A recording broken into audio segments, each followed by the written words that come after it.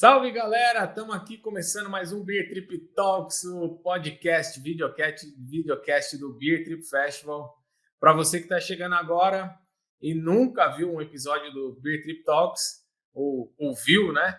Um episódio do Beer Trip Talks, a proposta aqui é trocar ideia com gente interessante sobre cerveja, curiosidades, saber de novidades, enfim, entender como é que as coisas estão acontecendo, como é que aconteceram, saber de histórias interessantes, né? Principalmente com cervejarias e pessoas envolvidas no ecossistema da cerveja artesanal no interior de São Paulo, que é onde a gente está envolvido. Eu, particularmente, estou falando diretamente de São Carlos, aqui, interior de São Paulo. E vamos lá, hoje, episódio com uma galera, uma dupla de dois aqui, que eu vou falar uma coisa, viu? Um deles é conhecido como Bruxo, inclusive. A galera que é já envolvida no meio vai saber de que eu estou falando, mestre cervejeiro de mão cheia.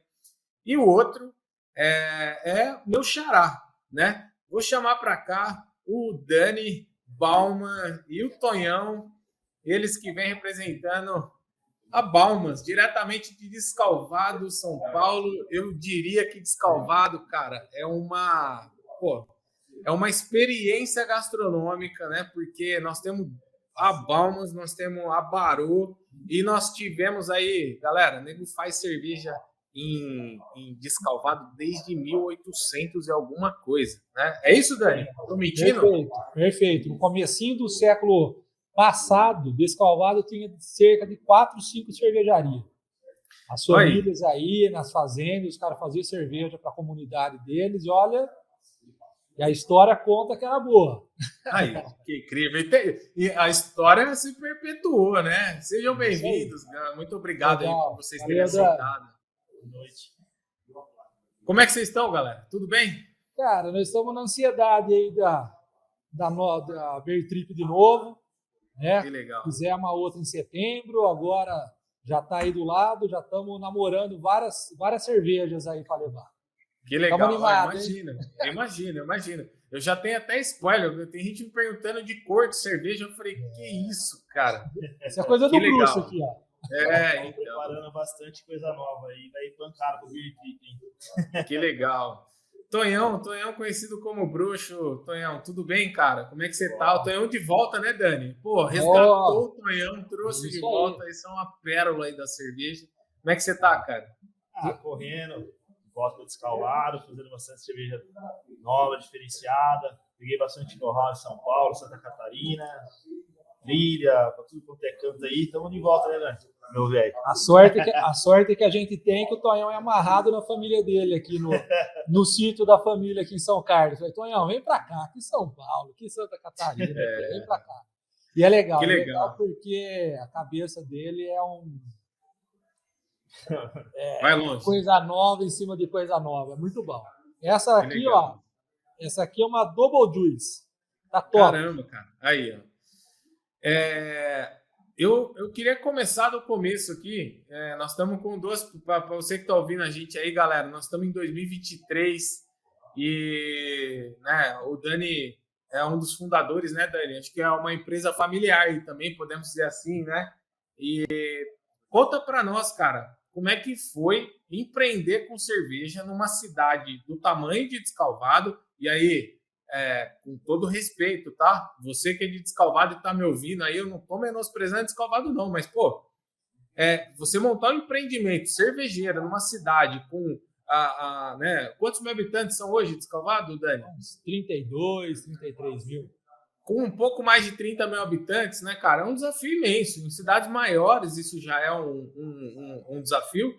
E não só montar uma cervejaria, mas vir com uma proposta de apresentar coisas totalmente fora da curva, né? Assim, com óbvio, né? Vocês têm muita coisa clássica também que precisa ter, e eu acho que isso é muito legal. Tem uma galera que é xiita, que não quer mais tomar nada que é clássico, né? Porque eu não tomo Pilsen, eu não tomo Lager, eu não tomo Weiss. Cara, eu acho que cerveja boa é aquela cerveja que você está tomando ali na hora, né? Bem feita, fresca, feita preferencialmente na sua cidade. E aí nós temos Descalvado. Como é que é isso, Dani? Como é que foi, cara? Conta um pouquinho da história de como é que começou essa brincadeira aí. A cervejaria sou eu e o meu irmão, o Zé. Nós dois somos dentistas, especialistas em ortodontia. Teoricamente, nada a ver com cerveja, né? Seguindo a vida, trabalhando, gostamos do que nós fazemos. E aí, o meu irmão, ele é mais velho, ele mora em Montes Claros, lá em Minas. E lá ele comprou um sítio e falou, cara, eu queria fazer uma bebida da família. E ele pensou inicialmente em vinho. Aí ele foi lá, estudou vinho, o papapá chegou à conclusão que o vinho dele ia ser péssimo. Ia demorar 8 anos para cá e ia ser ruim. E aí ele meio que abandonou isso daí, mas tinha aquela vontade de ter a bebida dele. E aí o Vitor Hugo, um amigão dele lá de Montes Claros, ele tinha uma cozinha lá de 100 litros e fazia cerveja. E um dia chamou meu irmão para acompanhar uma abraçagem. Cara, trabalhoso pra caramba. Só quem já fez cerveja sabe quanto que é o ralo fazer cerveja. E ele ficou lá e o Vitor Hugo botou ele para trabalhar e lavar as coisas. Terminou a abraçagem, umas 8 horas de trampo. Beleza. Vitor Hugo, quanto tempo para ficar pronto? 20 e poucos dias está pronto. Foi lá, tomou, cerveja boa. Aí ele falou, pronto, a bebida da família vai ser cerveja. Aí me ligou. Falou, nós vamos abrir uma cervejaria. Você tá louco? Você tá perdido, você tem que abrir cervejaria. Falei, não, Dani, só fazer uma pausa aqui. Quando foi isso, cara? Que ano? Cara, nós abrimos, chegou a cozinha em 2013. Então essa conversa começou... então essa conversa começou em 2012. Uhum. Aí, beleza, então vamos. Então abre aí, eu entro com você e tal. Aí que entra o grande lance também da cervejaria. Ele falou, tudo bem, só que para a gente abrir a cervejaria não pode ser em Montes Claros, tem que ser em Descalvado. Eu falei, mas por que, Zé? Montes Claros é uma cidade maior. Ele falou, cara, você está esquecendo da nossa água. A propriedade da família, aqui onde hoje é um bairro residencial, mas há muitos anos atrás, quando meu pai veio para Descalvado, meu pai era banespiano, e ele comprou uma granja, e nessa granja ele fez um poço artesiano. E por obra do destino, cara, esse poço artesiano é uma água quase que mágica. Tanto que depois parou de criar frango, as coisas foram indo. Meu pai deixou uma torneira ali para uma ruinha de terra que passava, deu água para a população durante mais de 20 anos. Formava fila. A água do Balma ficou famosa em Descalvado. Que legal, cara. Aqui é cara, 100%. E aí, o que aconteceu? Aí a hora que falou, pô, cerveja, água pronta. Tem que ser Descalvado. Nós temos uma água. Fomos estudar a água. A água, Dani, você não vai acreditar. Nossa água, ela parece que ela nasceu para fazer cerveja. Ela saiu como água potável de mesa. Só não é mineral por 2 coisas. Uma, porque ela não brota da água. É de poço. E a outra, que pra gente é maravilhoso, ela é levemente ácida. Ou seja, a nossa água não precisa nem mexer na acidez para fazer ela. Que legal, cara. Que legal. É muito legal. E nós começamos nessa pegada aí. Isso lá em 2013. 2013. Já. Aí nós ficamos num cômodo lá, na parte de trás do quiosquinho do churrasco aqui do meu pai, na chácara. E aí eu fui aprender cerveja, velho. Eu comecei a fazer o primeiro curso que eu fiz. Vou contar uma coisa engraçada aqui. Que tomara aí, ó, inclusive, essa brincadeira nossa aqui é para quer saber coisa engraçada, curiosidade. Cara, então eu vou falar uma coisa para você. Não é para ficar falando sério, não. Vamos lá. O primeiro curso que eu fiz foi no Lamas, de propagação de levedura. Peguei, cara, eu não sabia nada de cerveja. Fui num curso de propagação de levedura. Cara, lá tinha gente do Rio de Janeiro, tinha gente de São Paulo, tinha gente do monte do lugar. O Davi que estava dando sala. Aí, beleza, tô lá fazendo papá, e eles falando, não sei o que. De repente eu levanto a mão, eles trube quente, trube frio, Aí eu peguei, levantei a mão e perguntei o que era trube, cara. A sala inteira ficou olhando para mim achando que eu fosse rico. O que tá fazendo aqui? Cara, eu não sabia o que era trube. Cara, mas tem que perguntar, né, cara? Eu acho que depois que eu fiquei curso sabendo, é pra isso, né, velho? Depois que eu fiquei sabendo, eu fiquei com uma vergonha. Aí é o seguinte, aí nós fomos estudando, fomos para Blumenau, Blumenau, o berço da cervejaria também. O Toinão, a primeira vez que ele passou na cervejaria, nossa, ensinou um monte de coisa. Agora nem se fala, né? Agora eu abandonei.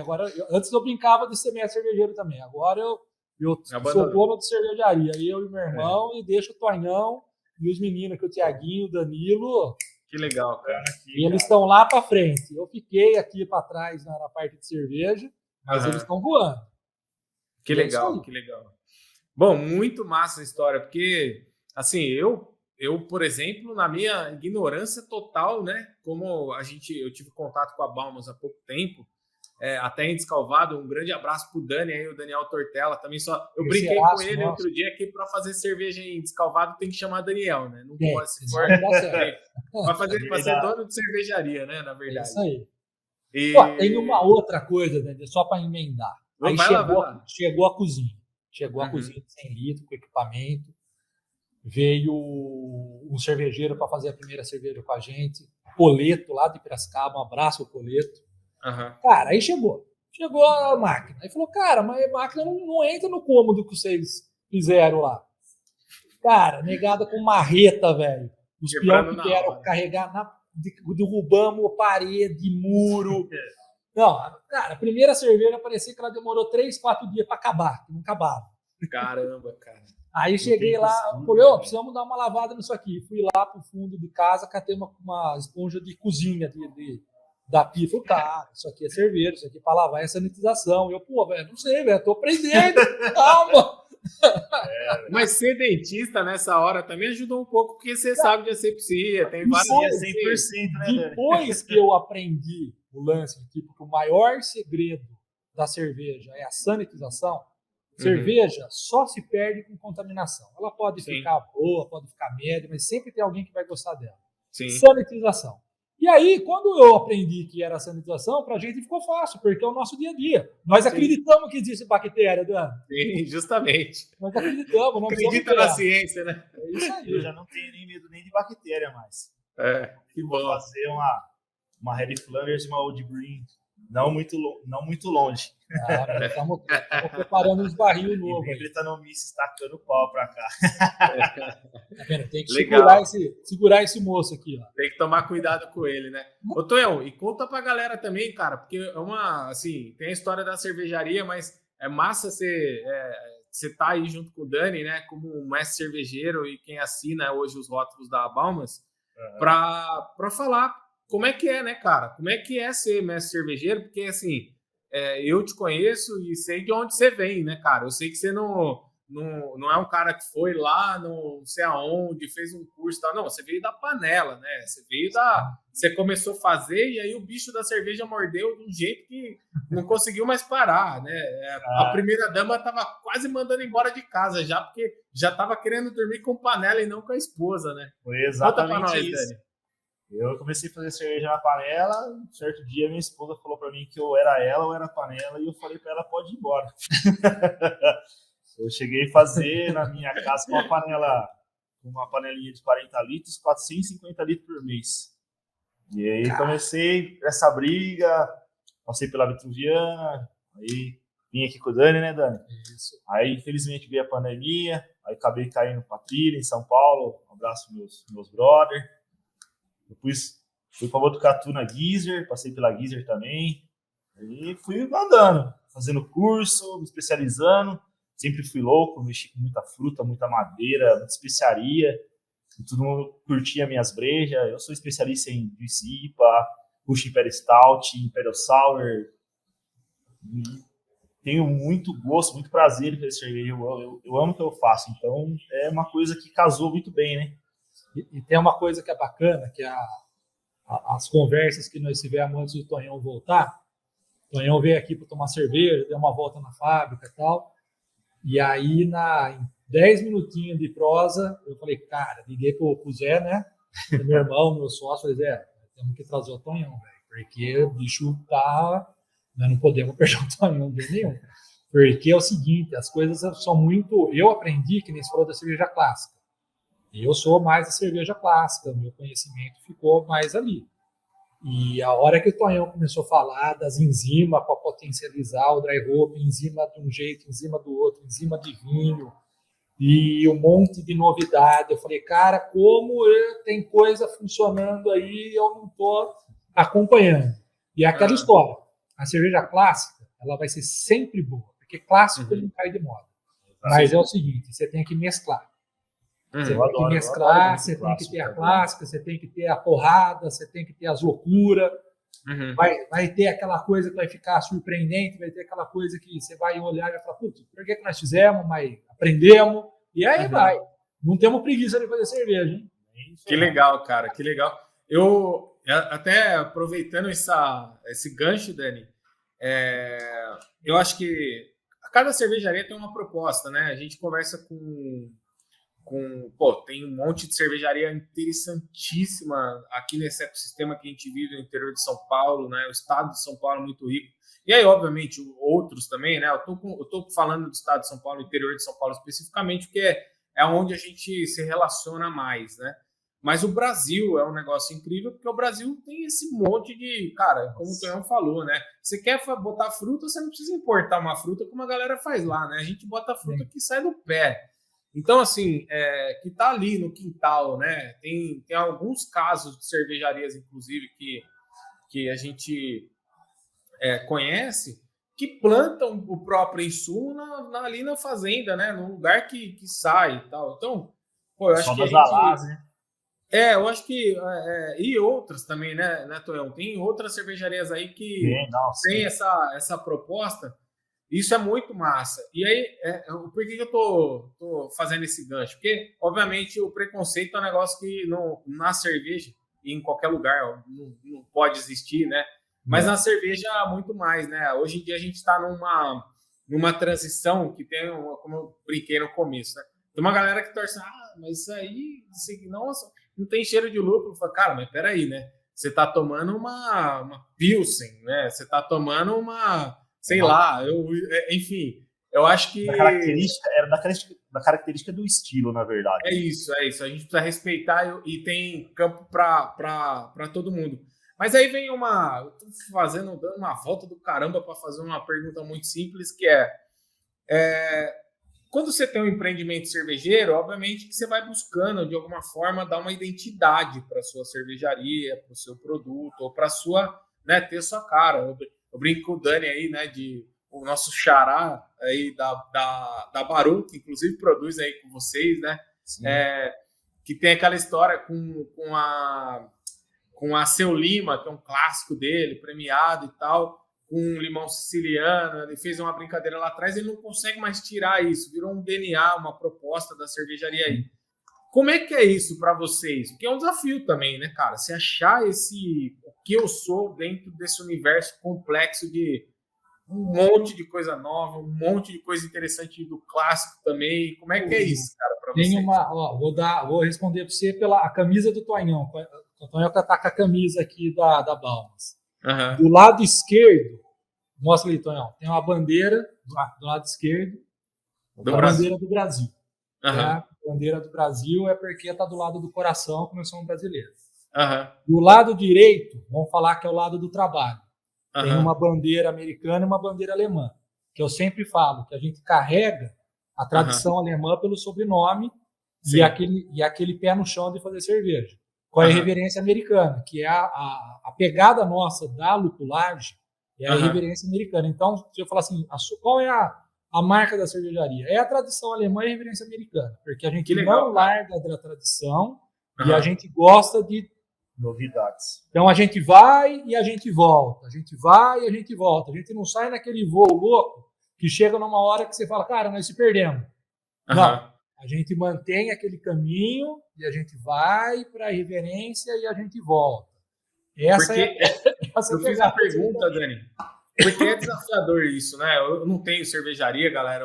Tô aqui, eu sou entusiasta só. Que fique bem claro para você que está ouvindo, está assistindo a gente aí em algum momento da vida, mas óbvio que tendo muito contato, a gente vai entendendo propósitos e tudo mais, né? E cada um tem o seu. Acho que a gente, como eu falei, né? Preconceito é pensamento estreito, né? A gente não pode ter em momento algum da vida, principalmente falando em cerveja.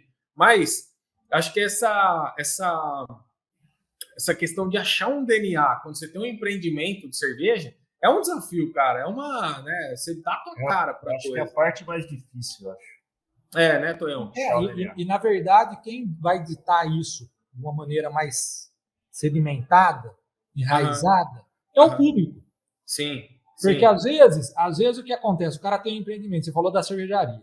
Então, a cervejaria, nós abrimos a cervejaria com mapa, com a planta nova, a cervejaria mesmo, nós abrimos ela em 2019, o mapa saiu no começo em 2020, começo da pandemia.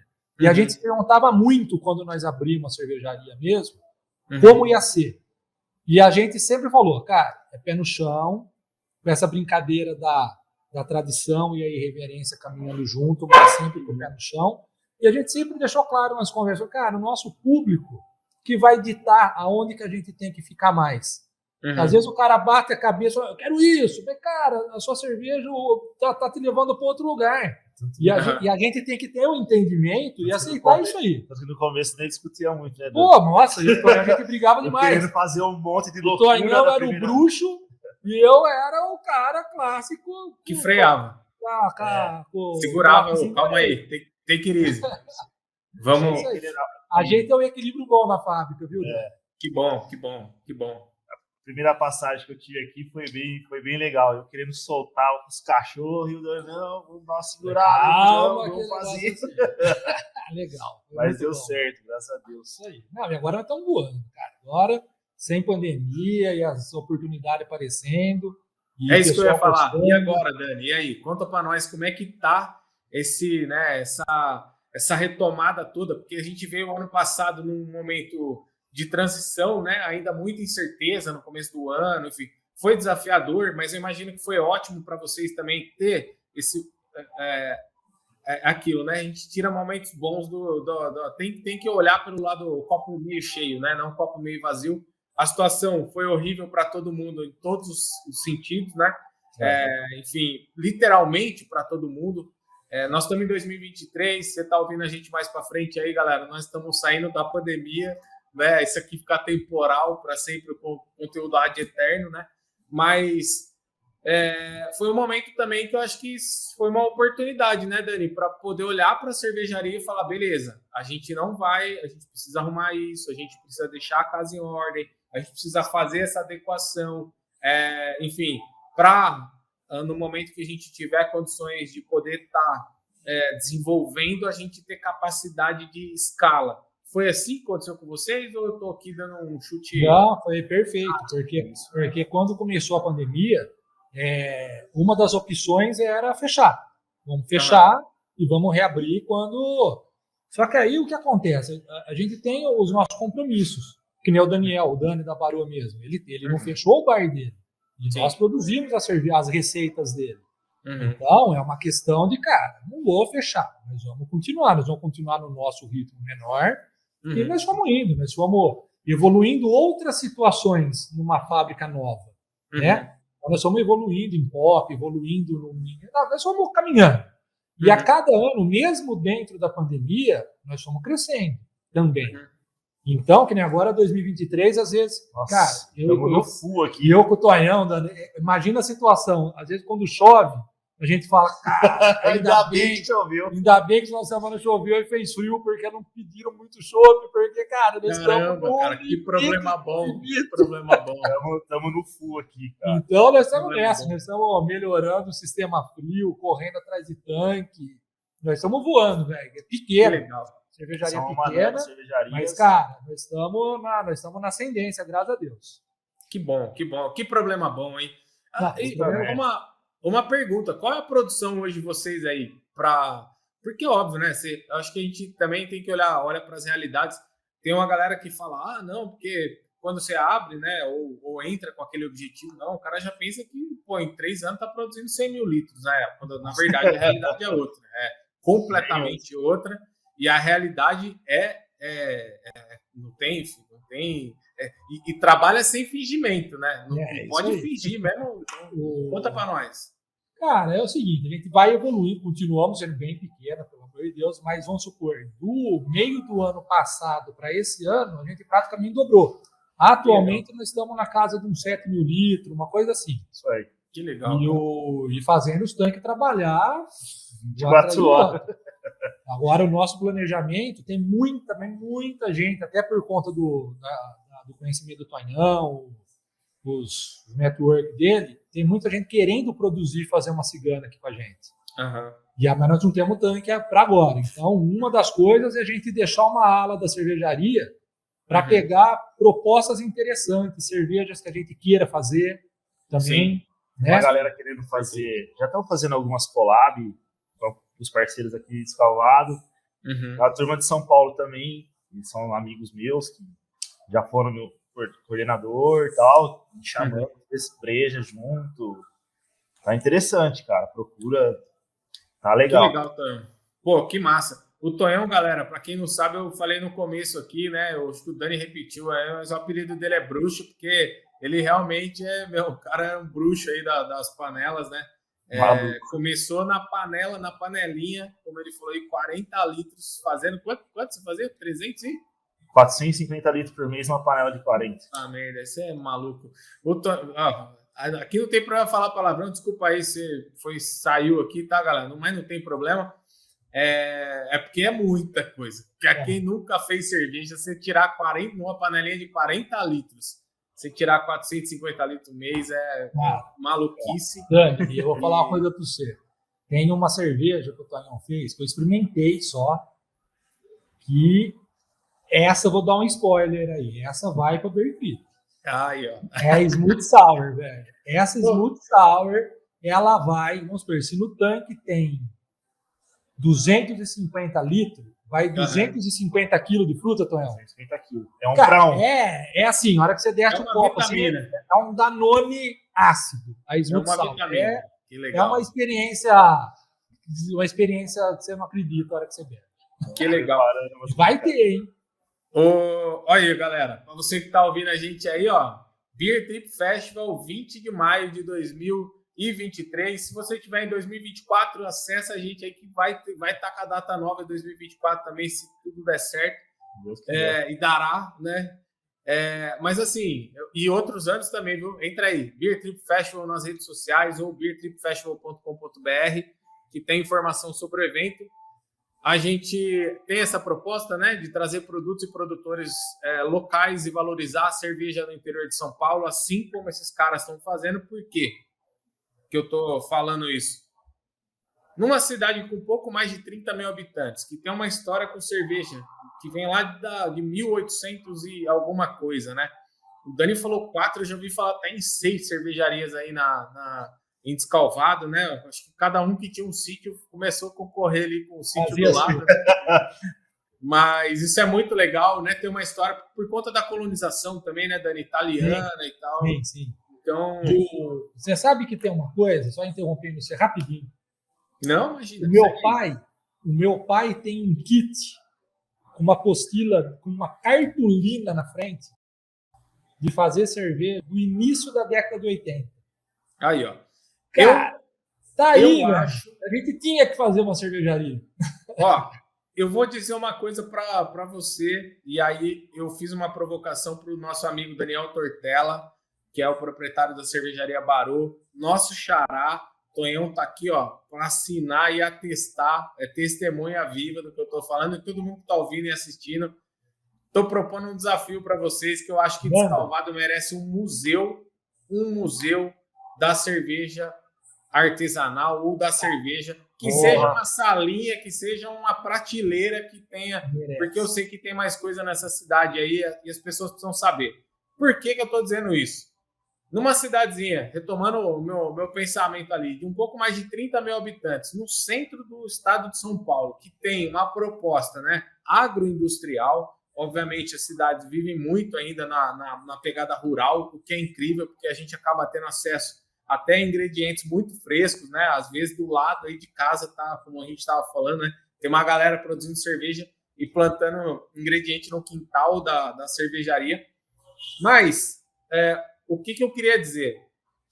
A Baumas, com essa proposta de, por exemplo, entregar para a população de Descalvado, principalmente, que hoje eu imagino que a maior vazão seja local e aí, obviamente, regional, São Carlos, Porto Ferreira, Pirassununga, enfim, cidades satélites aí, né? Analândia, eu não sei mais por onde vocês estão circulando. Tambaú. Mais do que Tambaú, mais do que São Paulo, Ribeirão Preto, esses grandes centros, né? Campinas.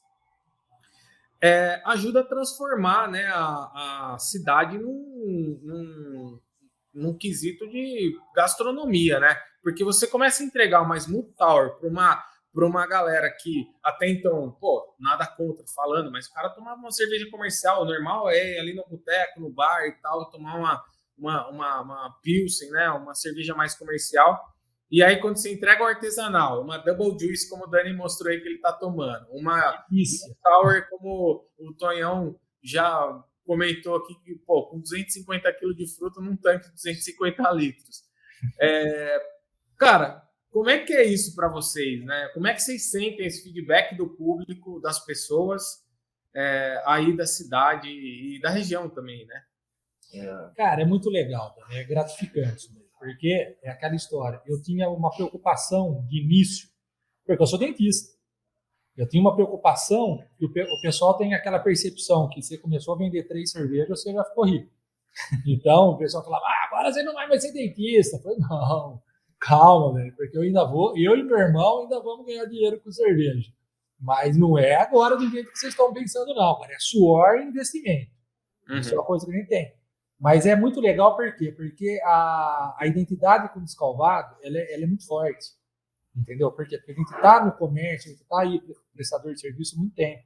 E como a gente já iniciou um processo como dentista, que sempre prezou honestidade, qualidade e amizade, então a cervejaria, ela carrega o mesmo DNA, que é meu e do meu irmão.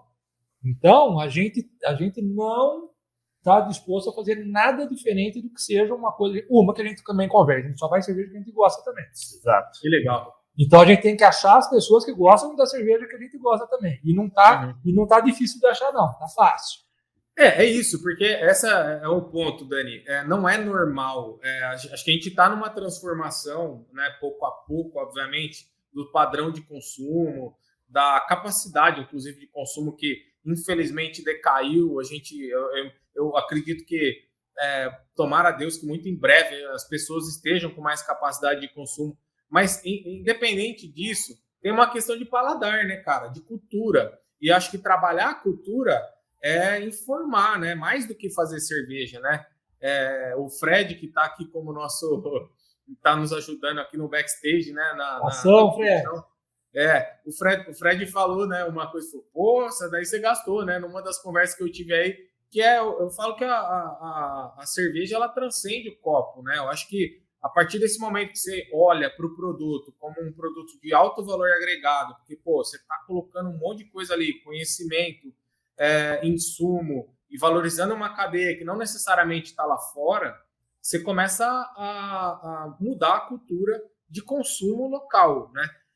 Minha pergunta é nesse sentido mesmo, porque numa cidade com um pouco mais de 30 mil habitantes, nós temos 2 cervejarias incríveis, né? O Dani tem, até eu brinquei com ele precisa voltar a mandar cerveja para concurso, e acho que vocês também em breve estão começando a botar a cerveja em concurso. Não está sobrando. É o próximo passo. O europeu que não sobra a cerveja. Então, não só para ganhar, né? Mas assim, é muito legal ver uma cervejaria daí com prêmio no internacional, sabe? É muito legal saber que tem pessoas aí que, pô, o cara já participou do Mundial de Sommelier. E aí, nós estamos nesse contexto de trabalhar o público, né, e informar as pessoas para formar um público consumidor que entenda do que está consumindo e não simplesmente consuma a Deus dará para valorizar esse conhecimento todo. Fazer uma venda por vender em cima, velho. Manter o público sempre informado do produto, do que ele está tomando, né? Uma coisa bem bacana, isso daí é uma coisa que é legal. Às vezes as pessoas chamam para a gente, você não quer participar desse evento para ajudar o pessoal do PET? Não, vamos, não sei o que, não sei o que, vai vender o chopp. Às vezes faz uma festa em algumas regiões que o pessoal às vezes fala, mas pô, lá ninguém vai comprar chopp, que às vezes no poder de compra, não sei o que, não sei o que, não sei o que. Cara, eu vou falar uma coisa para você. Os caras bebem, eles consomem, eles sabem o que é bom e o que é ruim. Então, quando o cara sai de casa, não importa que vai para um lugar mais simples ou um lugar mais rebuscado. O cara saiu de casa, o cara sai de casa, ele não quer beber o que ele está bebendo na casa dele o ano inteiro. Ele busca alguma coisa que ele vai sentir uma satisfação maior. E é impressionante quando a gente sai e monta a barraquinha para vender chopp em lugar que a gente acha que não vai vender, cara, vende muito. Aí você volta para casa e fala, velho, nós temos que rever os nossos conceitos, porque a gente acha que um chopp de mais qualidade, um valor agregado maior, que de repente o nego vai fugir. Tem aquele cara que tem dinheiro e não gasta uma Coca-Cola. E tem aquela pessoa que o dinheiro é um pouco mais suado, mas o cara valoriza aquele momento que ele está saindo da casa dele e ele quer beber uma coisa que vai dar prazer para ele. E nessa pegada a gente não se assusta. Então nós mantemos a nossa pegada de não fazer nada que não seja aquilo que a gente tomaria, né, Tonhão? Exatamente. A pegada é a qualidade sempre. Que legal, galera. Ó, para quem quiser conhecer a Baumann, tem como visitar a fábrica, conhecer o Tonhão, dar um abraço no Tonhão aí, enfim, trocar ideia. Como é que funciona aí? Conta pro pessoal. A gente tem um pub, a gente abre de quarta, quinta, sexta e sábado. E a fábrica, eu sempre estou aqui todos os dias, né? De manhã até umas 7h30, 8 horas, dependendo do dia, até umas 2 horas da manhã. Não, amanhã ele vira à noite, ele faz cerveja de domingo, sábado. Cara, é muito louco. E de quarta-feira até sábado, o nosso portão fica aberto. É aberto 24 horas. 24 horas é só chegar. Teve um dia que eu cheguei aqui, ele falou assim, não assusta que eu tô fazendo sour. Cara, sour é 48 horas, ele fica velando. Sabe que nem velar o porco? Sim. Porco no rolê? Ele fica velando a sour. É minha filha. Grande Tonhão, tem que cuidar. É isso aí, Tonhão. Para quem quiser procurar nas redes sociais, Bauman's Beer, B-I-E-R, né? Correto? Exato. E acho que a galera tá sempre fazendo evento lá em Descalvado. Para você que não conhece Descalvado, é isso. É uma cidade que já tem uma proposta gastronômica incrível. Você vai encontrar. Queria mandar um abraço também para o nosso querido da Casa Gabriele, cara. Como assim? Não podemos ir. Entende? Não é só Baumann, não é só a Barô. Eu ia falar, cara, né? O nosso ciclo que a gente fala da cerveja está agora chegando mais bares. Mas quando a gente fala da cerveja artesanal em Descalvado, a gente tem que estar sempre colocando o mal da Casa Gabriele também, que ele é um dos caras que começou a trazer junto com a gente. Pois é, cara. E assim, já tomei cerveja lá, já comi muita coisa boa, né? Já fui no Dani também. Tô devendo uma visita para vocês aí para conhecer a fábrica, conhecer o pub. O Smoker do Dani da Barô tá. Mas vou em breve. Então, assim, para você que tá ouvindo a gente e não é de Descalvado, nunca ouviu falar de Descalvado, vai para lá porque eu garanto para vocês, cerveja boa e comida boa não vai faltar e galera boa também. O pessoal lá, assim, muita gente, muita história incrível. E aí, monta o museu, hein? Vamos cobrar. Aqui, Tonhão, firmado o compromisso, nós vamos cobrar os dois. Adoro coisa velha, então, bicho, tá falando com a pessoa séria. A gente não pode deixar a história de lado, cara, né? Às vezes as pessoas esquecem. Bom, acho que é isso. Muito obrigado para a galera que está ouvindo a gente aí. Quiser saber mais, segue a gente nas redes sociais, Beer Trip Festival. Esse foi mais um Beer Trip Talks. Estamos encerrando aqui com chave de ouro. Dani, Tonhão, Bruxo, muito obrigado mais uma vez. Boa, velho.